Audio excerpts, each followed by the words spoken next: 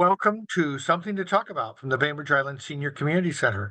Today we're going to be talking about the latest BI Reads, which is coming up. I think this will be our third book as a community to be exploring, and we've got lots of angles on the topic, how you can get involved, where you can find the book. First, I want to thank Fieldstone Communities of Bainbridge Island, which sponsors our programs. The Senior Community Center is open to all, and we appreciate the fact that we have some folks who help with sponsorships to help us provide the programs we do. Fieldstone offers memory care and assisted living, as well as independent living up on Rolling Bay.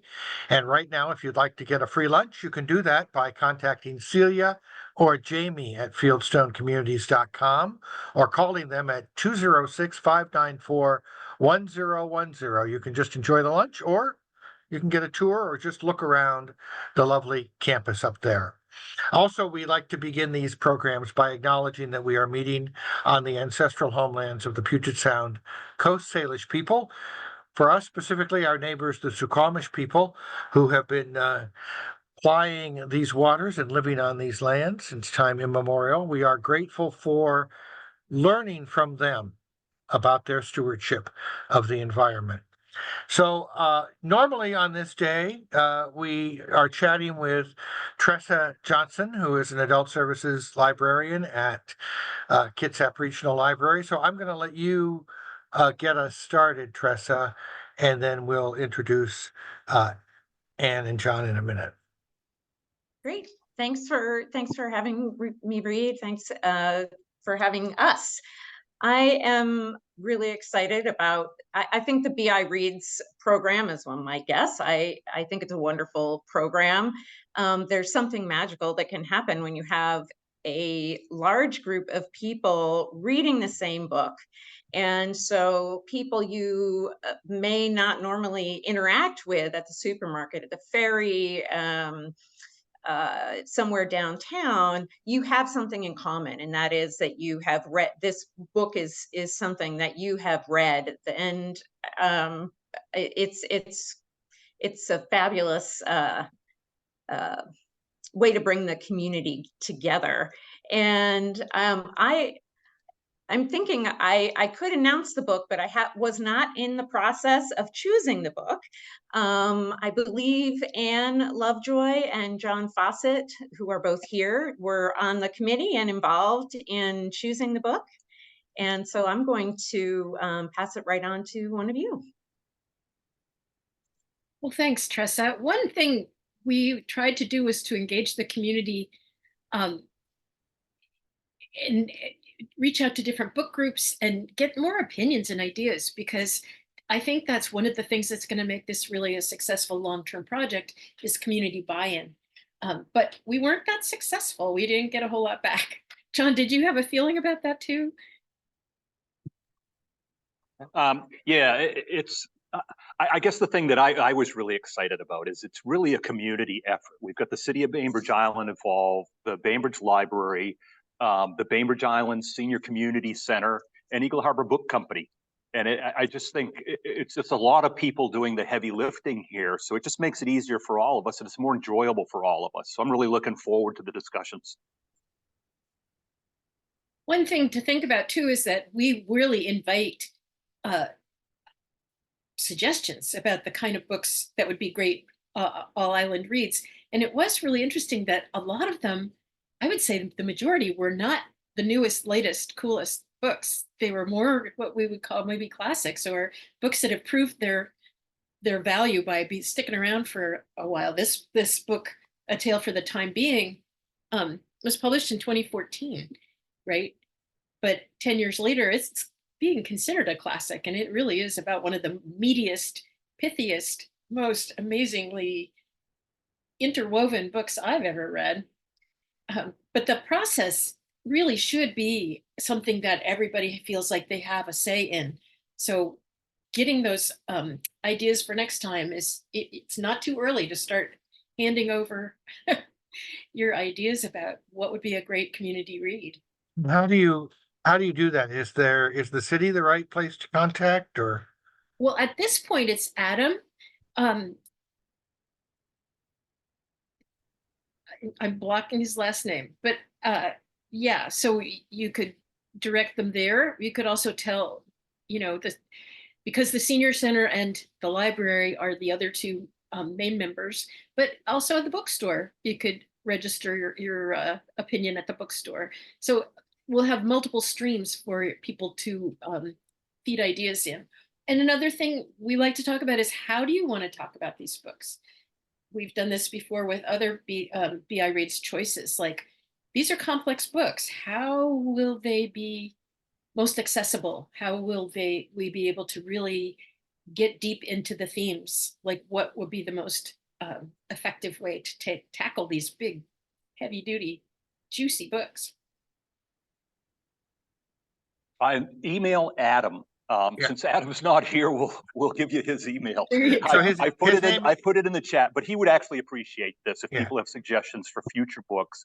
He can compile those, and then we'll vet the things, and we'll figure out which one we're going to read next, or which ones we'll put up for the votes. Yeah.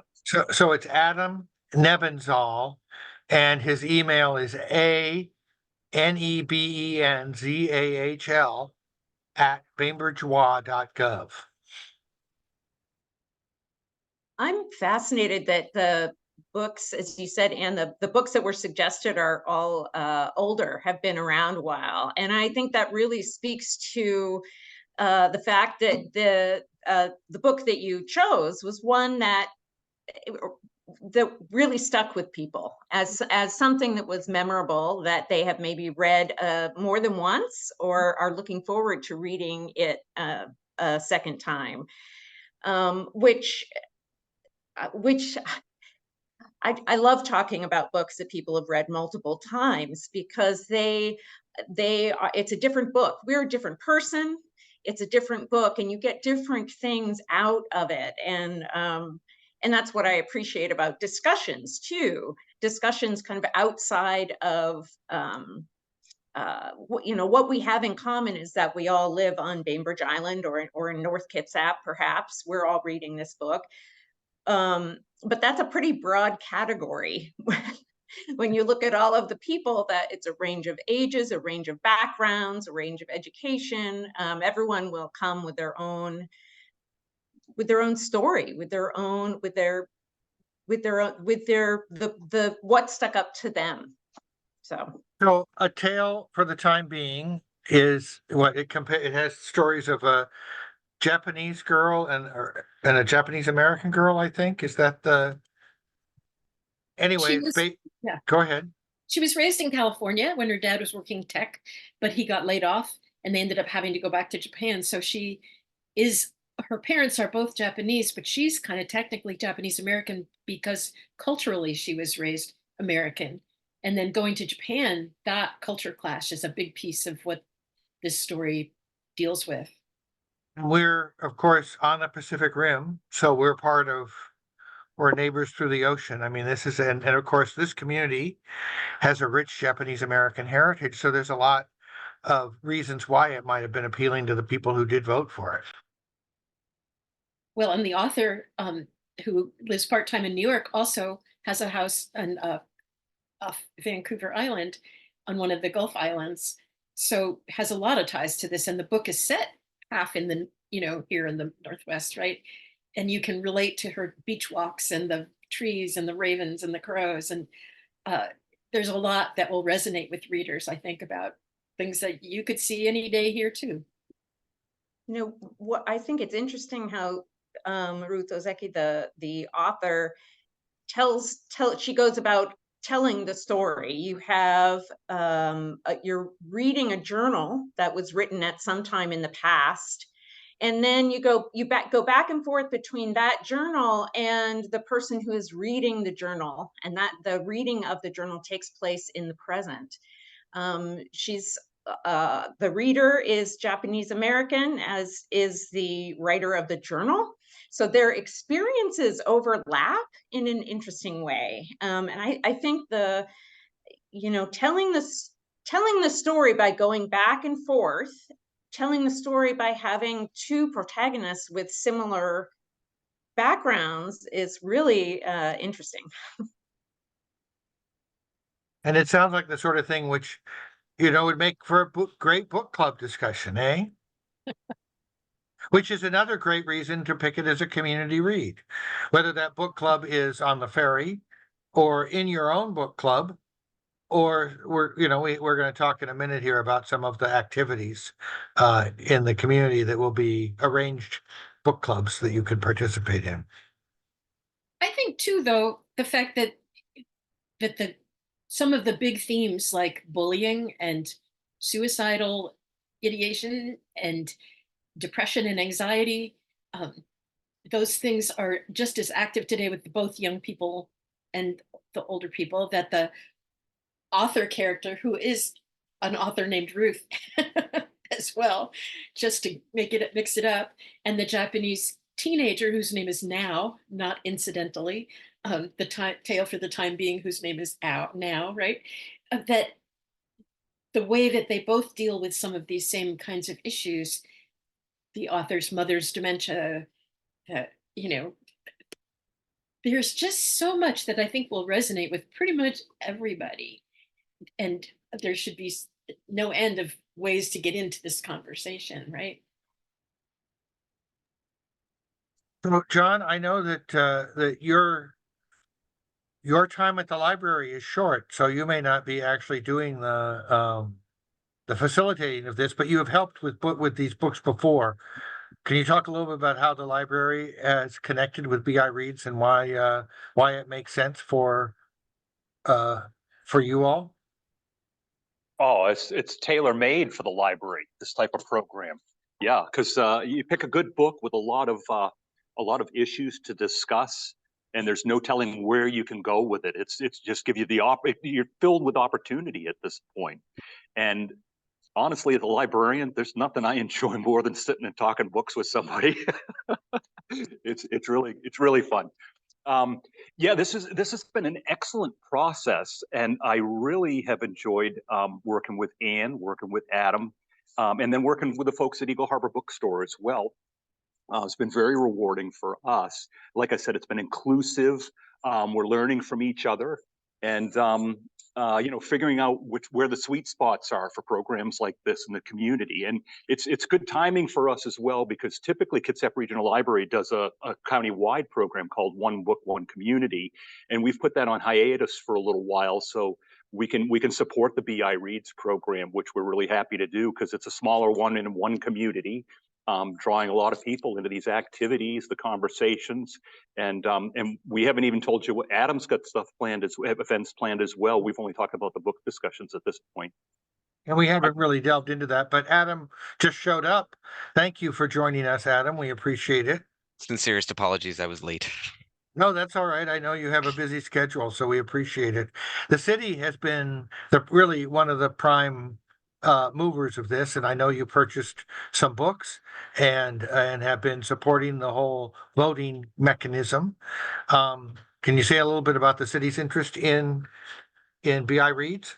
Yeah, so the first iteration of the program, this is the third iteration of the program. The first one was a few years ago with the book stamped, and that was brought by members of the community who really wanted to touch on racial and social justice in the community. And the city manager and the city council saw how powerful and how moving it could be. And the city manager previously worked in other cities that he had, and he had a one read program in those previous cities. And that was something he wanted to continue and kind of promote on the island. And so the city council also agreed upon that idea. And so then it was tasked to staff to kind of start putting that together. And we developed the 3 goals, which I don't have on the top of my screen right now, but at least it was kind of promoting reading one book together, reading as a community, and really working together or discussing as a community, bringing the community together, as well as focusing on increasing literacy and just the love of learning. And the previous 2 books have been nonfiction, and this one is a fiction book. So a little switch, and maybe that'll invite some people who haven't been involved yet. Exactly. And then this opportunity and this book has touched on so many different themes, and we're really excited. I just confirmed with Below Dell, and I haven't confirmed the dates yet, but they will be offering They currently are offering kind of some meditation in nature activities at their Japanese garden house, and they currently do that once a month. And so we're working with them to sponsor that. Tickets are usually $15 for up to 15 people. However, the city has also worked with them to be able to provide two other events, one in August and one in September, that will actually be free to the community. Again, it will be up to 15 people, but we are so delighted to be working with Blodell on that opportunity to help support and create this free opportunity for residents on Bainbridge Island to participate in meditation, which is a major theme of the book as you read into it. And another big activity that we're working on is with the Historical Museum, possibly around just letter writing and the importance of that, and possibly an exhibit around the history of the Bainbridge Island Review, Japanese American internment, and how one individual, Paul Otaki, was interned in, I believe it was, I'm not going to say where because I won't want to be wrong, but and then his letters back and forth with the editor at the time. And we have some of those writings, and we want to be able to possibly digitize them and then print them out as an exhibit for everyone to go and read and kind of learn about the importance of letter writing back and forth, which is not directly in the book, but is, if you read the book, you can read it kind of as letters back and forth between two of the characters. And so I know Paul was in Manzanar. I don't know if he also was at Minidoka, probably though, but yes. So we're looking forward to possibly putting those two events on. And I'm still looking at other events, possibly with other organizations on the island, and constantly reaching out to those organizations. So please keep a lookout for those. And the city will be putting together in a pamphlet with all the book discussions and all the links and everything, especially for the senior center, as well as the major event that the library will be hosting, and then hopefully more of these events. Oh, of course, I'm running another event that I forgot to highlight.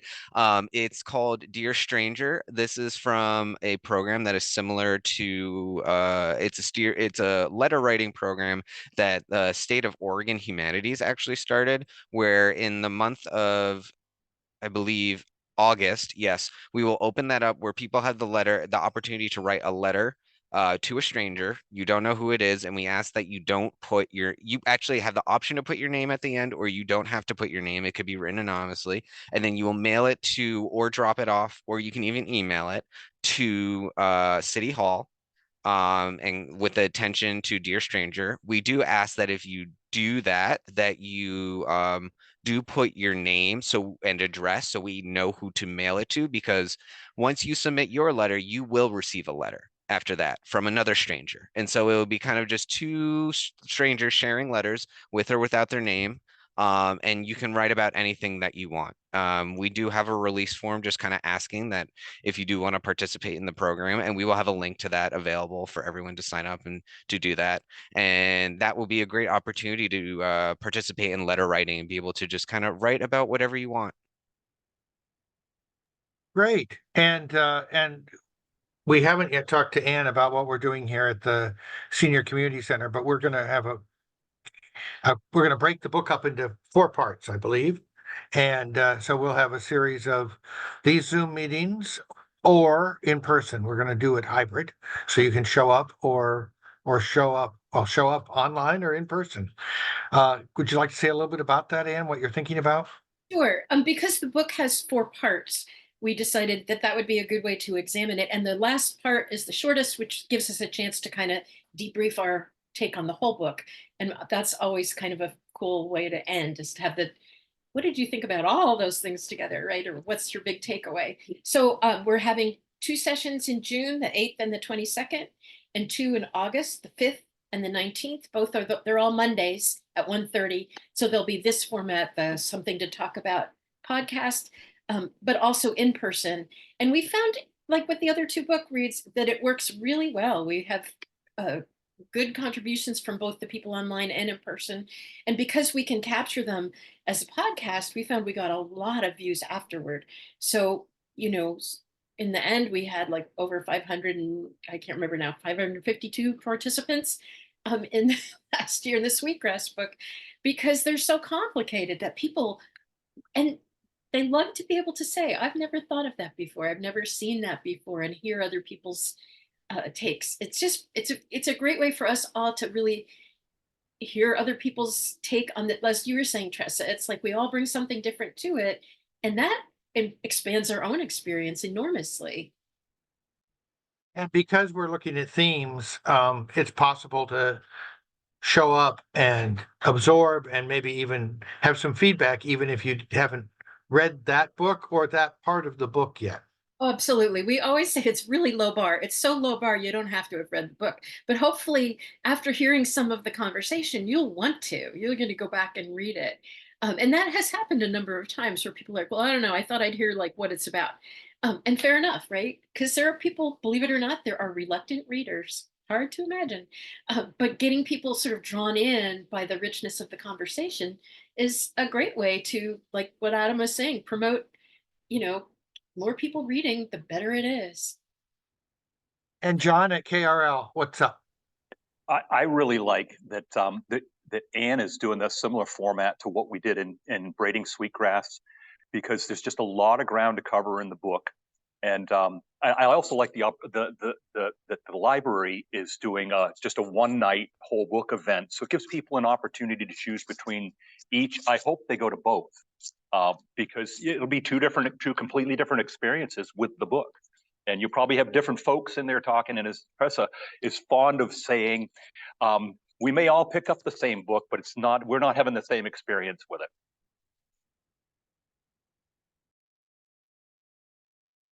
So do you have a date on that yet?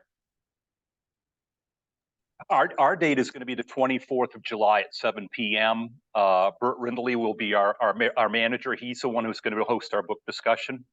And hopefully he'll get a big crowd. I'm planning on being there, and I'm planning on coming all hands as well. Great. And in terms of getting books, I know that Eagle Harbor Books is offering the book at a discount. And the city purchased some books, which are being distributed through the library, and the Senior Community Center has some copies. Thank you, John.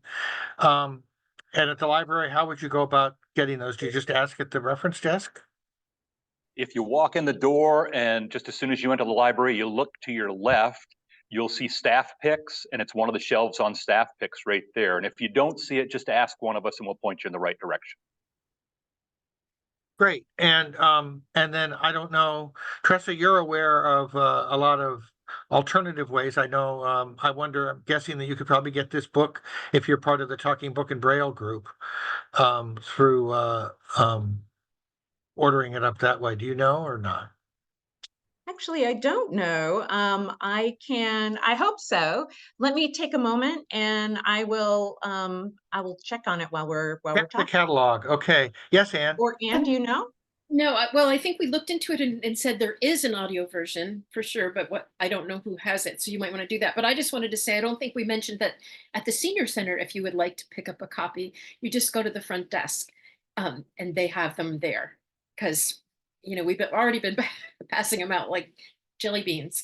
A lot of people are interested in this book, and it's going to be really fun. And we ask, and I think you probably do at the library, we ask if somebody takes a book and they're not that into it, pass it along to someone who is, and ask them to show up to these events. And then a lot of times people will bring them back and say, I read it, but I want to circulate it again, which is great.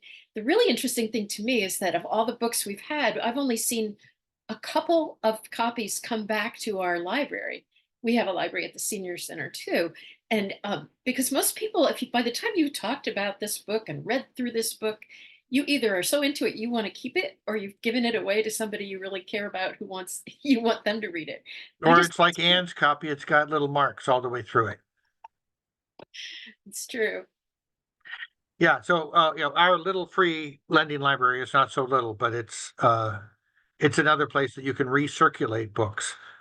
Ann Cook here is saying that the book is on Audible, so that sounds like what you were saying, that you saw that there was a audio version that way. And I can see there is the library has several copies in its collection. We've got large print, downloadable ebook, downloadable audiobook.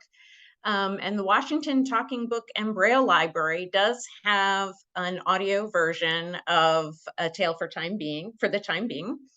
The Washington Talking Book and Braille Library, that means that it is available to Washington residents who don't have access to print text.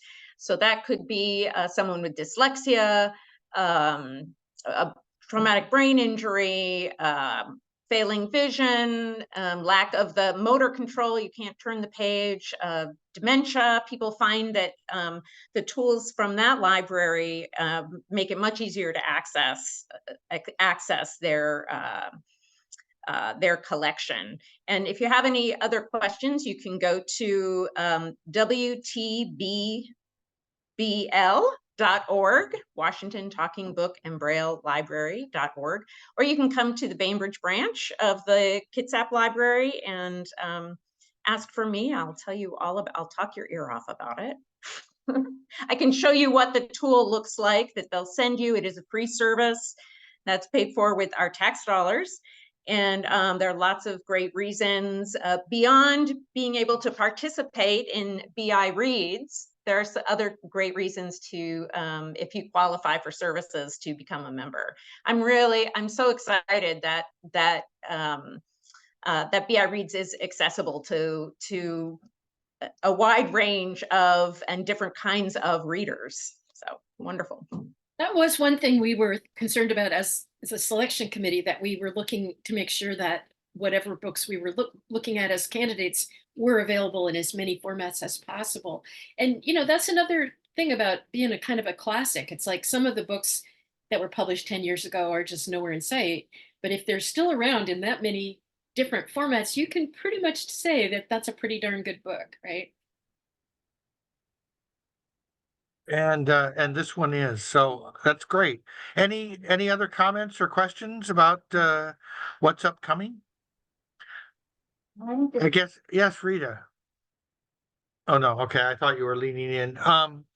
And Adam, it sounds like there'll be a pamphlet. Will there also be a like a web page on the city website? Yes, you can go to our Engage Bainbridge page where we have all the dates for the events that'll be there with all the links and everything provided. And as you were saying earlier, check back because there will be dates and activities added. Yes. Yes. Great. I want to thank you all for giving us the update, and I look forward to participating in the BI Read. Have a good afternoon.